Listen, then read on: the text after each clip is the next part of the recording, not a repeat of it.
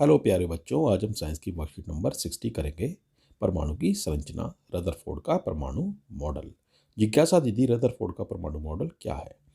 ज्ञान हम जानते हैं कि प्रोटॉन की खोज ई गोल्डस्टीन और इलेक्ट्रॉन की जे थॉमसन ने की थी। एर्नेस्ट रदरफोर्ड परमाणु में इलेक्ट्रॉनों की व्यवस्था स्थिति जानना चाहते थे, इसलिए उन्होंने एक प्रयोग किया जिसमें उन्होंने अल्फा कणों को एक पतली सोने की परत पर टकराया। अपने प्रयोग के माध्यम से उन्होंने दर्शाया कि परमाणु में अधिकतम स्थान खाली होता है और इलेक्ट्रॉन नाभिकीय के चारों ओर लगातार बढ़ता वर्तुलाकार मार्ग में चक्कर लगाते हैं। रदरफोर्ड का अल्फा कणों का प्रकीर्णन प्रयोग। एक सोने की 1000 परमाणु मोटी परत को लेकर उस पर तेज गति से चल रहे अल्फा कणों को टकराया गया। अल्फा कण धनावेशित हीलियम के आयन है। ऐसा समझा गया था कि यह कण परावर्तित होंगे क्योंकि एक परमाणु में प्रोटॉन होते हैं। आप ये देख सकते हैं, अल्फा कण का शो होता है।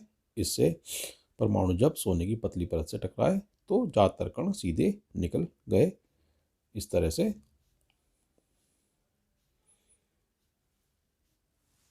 ऐसे ज़्यादातर कण सीधे निकल गए। आप देख सकते हैं, एक आध टकरा के वापस आया है 12,000 में से एक। तो उसके प्रेक्षण ये हो गए। अधिकतर अल्फा कण सोने की पतली परत के आर पार सीधे निकल गए। कुछ कण छोटे कोणों से विक्षेपित हुए। प्रत्येक 12,000 कणों में से एक कण वापस आ गया। रदरफोर्ड का परमाणु मॉडल देख लेते हैं। इन परिणामों प्रेक्षणों के आधार पर रदरफोर्ड ने निम्न परमाणु मॉडल प्रतिपादित किया। एक परमाणु में धनावेशित केंद्र होता है जिसे नाभिकीय कहते हैं। नाभिकीय की जगह नाभिक आना चाहिए। परमाणु का लगभग संपूर्ण द्रव्यमान इसी नाभिक में ही होता है। इलेक्ट्रॉन केंद्र के चारों ओर वृत्ताकार पथ पर गति करते हैं। नाभिक का आकार परमाणु की तुलना में बहुत ही छोटा होता है। नाभिक की त्रिज्या परमाणु की त्रिज्या से 10⁵ गुना छोटी होती है। देखो यहाँ नाभिक लिखा है ना, तो नाभिक ही आएगा। रदरफोर्ड के परमाणु मॉडल की कमियां। वर्तुल मार्ग पर चक्रण करते इलेक्ट्रॉन का स्थायी हो पाना संभव नहीं है। इलेक्ट्रॉन आवेशित होने के कारण चक्रण करते समय ऊर्जा का विकिरण करेंगे, जिससे वह ऊर्जा समाप्त होने पर नाभिक से टकराकर परमाणु को ही नष्ट कर देंगे।